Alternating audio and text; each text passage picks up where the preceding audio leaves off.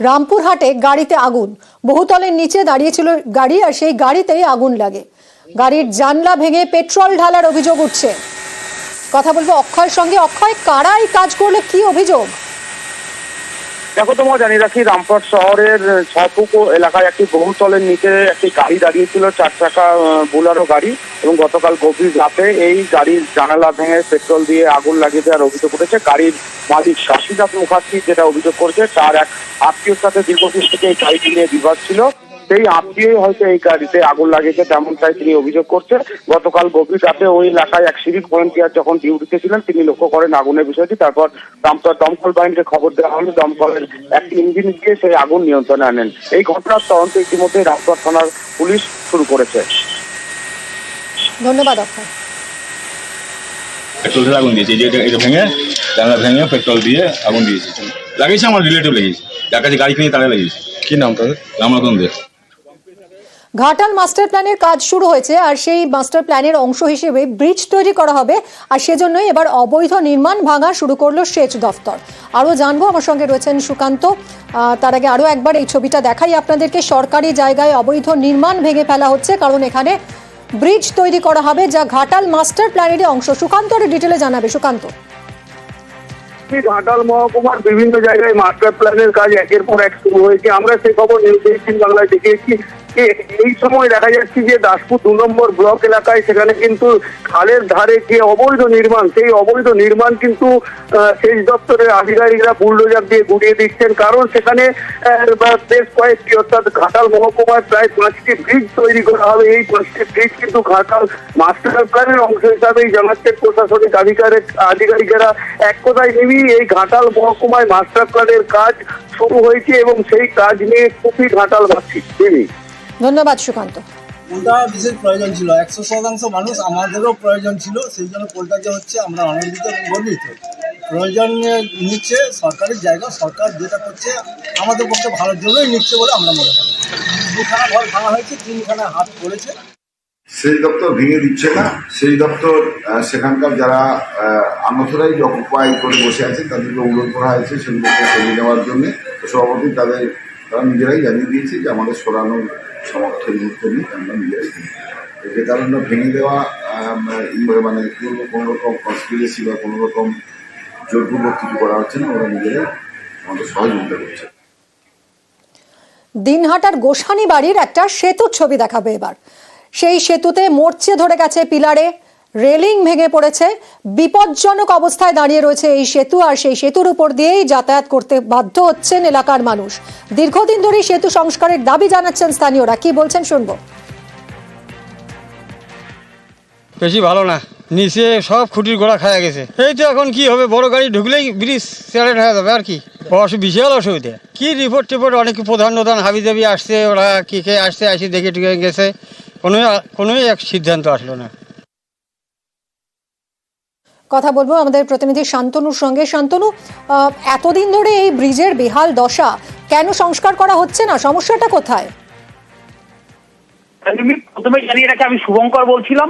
আর এটা হচ্ছে গোসানিমারি এলাকার একটি সেতু। গোসানিমারি বাজার থেকে কোদালদহ গ্রাম হয়ে সেই রাস্তাটি মালিরহাটের দিকে যায়। প্রতিদিন অন্তত পক্ষে 5 থেকে 7,000 মানুষ যাতায়াত করে। বাম আমলে এই সেতুটি গড়ে উঠেছিল, কিন্তু এই সেতুটি বর্তমানে বেহাল অবস্থা। পিলারে মরচে ধরে গেছে, সেতুর রেলিং ভেঙে গিয়েছে। যে কোনো ভারী গাড়ি উঠলেই সেটা কাঁপতে থাকে, ফলে বাসিন্দারা ঝুঁকি নিয়ে যাতায়াত করছেন।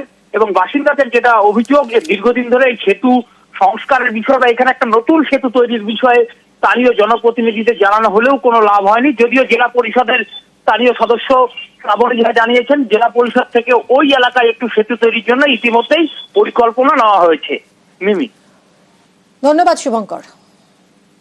আমরা অনেকগুলো সেতুই দিয়েছি সংস্কারের জন্য, যেমন একটা রাজাকোড়া, পাটনাজিপি রাজাকোড়া, খুব বেহাল অবস্থা সেতুর। মানে অনেক 25 বছর আগে সেতুটা করা হয়েছিল, এখন খুবই পরিস্থিতি খারাপ।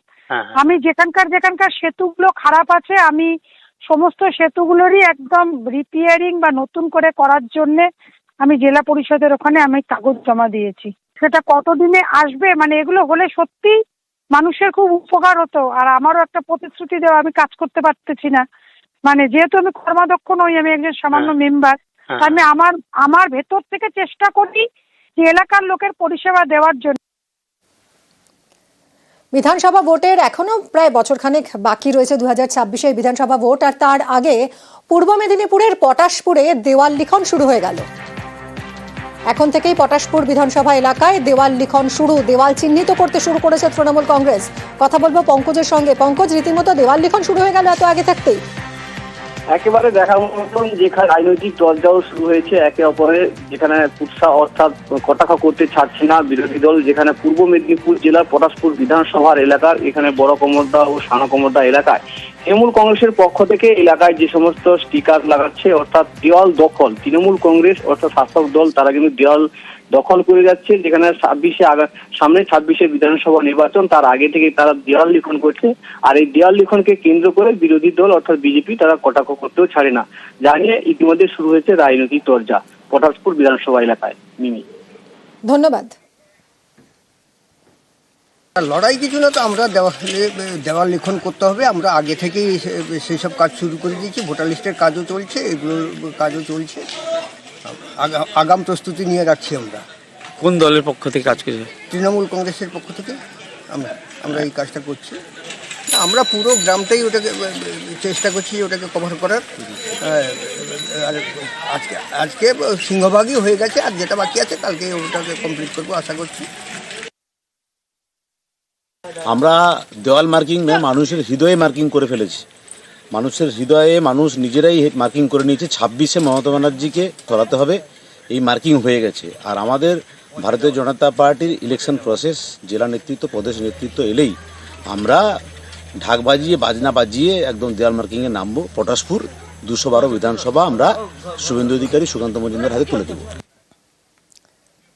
সোনার দোকান কিংবা জামা কাপড়ের দোকানে তো মাঝে মধ্যেই দামে ছাড় দেওয়ার বিজ্ঞাপন দেখা যায়, কিন্তু তাই বলে মুড়ির দোকানে ছাড়, তাও আবার এলাকায় মাইকিং করে দামে ছাড় দেওয়ার প্রচার। পশ্চিম মেদিনীপুরের ডেবরা বাজারে তেমনই ছবি, মাইকিং করে মুড়িতে সেল দিচ্ছেন ব্যবসায়ী।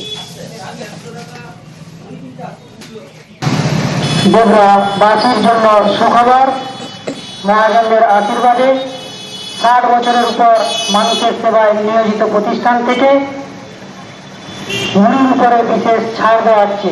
ডেবরাবাসীর জন্য সুখবর, মহাজনদের বিশেষ আশীর্বাদে দীর্ঘ 60 বছরের উপর এই মুড়ির কাউন্টার থেকে মুড়ির বিশেষ ছাড় দেওয়া হচ্ছে 1 কেজি থেকে 100 কেজির ঊর্ধ্বে পর্যন্ত।